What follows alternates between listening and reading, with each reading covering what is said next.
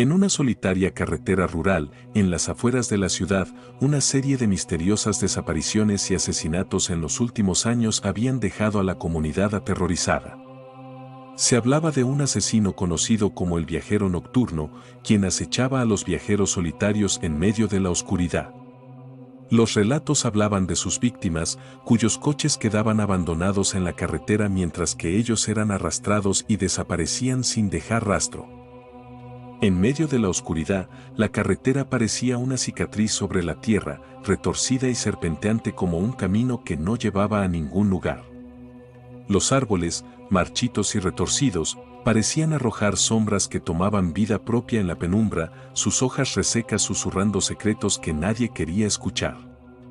En las noches sin luna, las sombras se cerraban sobre la vía, y la única compañía eran los susurros del viento que parecían traer advertencias de la tragedia inminente. Mientras los viajeros avanzan por la carretera, se siente como el frío cala sus huesos y los murmullos de la noche parece advertirles del peligro.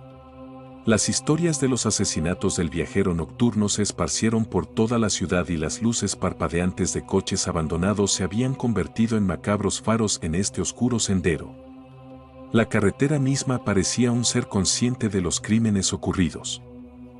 El misterio del viajero nocturno persistía, como si estuviera atrapado en un eterno juego de caza y captura en medio de la negrura infinita de la noche. La comunidad había renunciado a entenderlo, y las advertencias sobre adentrarse en esa carretera maldita eran un eco incesante, un recordatorio constante de que lo desconocido acechaba en las sombras. En medio de la carretera, el viajero nocturno dejaba pistas siniestras de su macabro actuar. Se decía que, en noches de luna llena, se podían encontrar extraños símbolos dibujados con sangre en el pavimento, marcando lugares donde había acechado y atacado. Los lugareños juraban haber escuchado risas desquiciadas en la brisa nocturna, como si el asesino disfrutara del miedo que sembraba en sus víctimas. El viajero nocturno era descrito por aquellos que habían tenido encuentros espeluznantes con él como una figura envuelta en ropas negras que se fundían con la noche. A menudo, portaba un objeto inquietante en sus manos. Algunos afirmaban que habían visto al asesino de pie, imperturbable, justo en medio de la carretera, como un guardián del abismo que se cernía sobre aquel lugar maldito.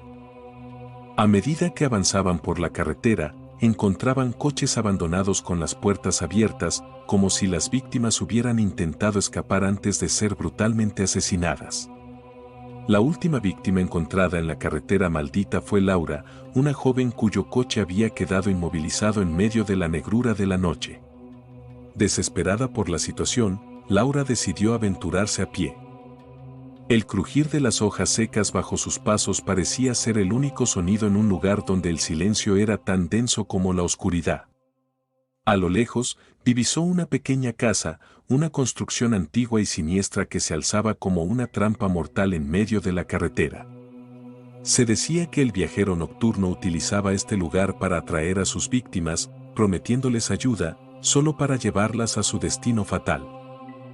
Laura, 3 días después fue encontrada muerta, asesinada de la manera más macabra posible cerca de la misteriosa casa en medio de dicha carretera rural. Aunque la policía había investigado innumerables veces, el viajero nocturno seguía sin ser atrapado, dejando a la comunidad en constante miedo y susurros de advertencia a quienes se aventuraban en esa carretera maldita.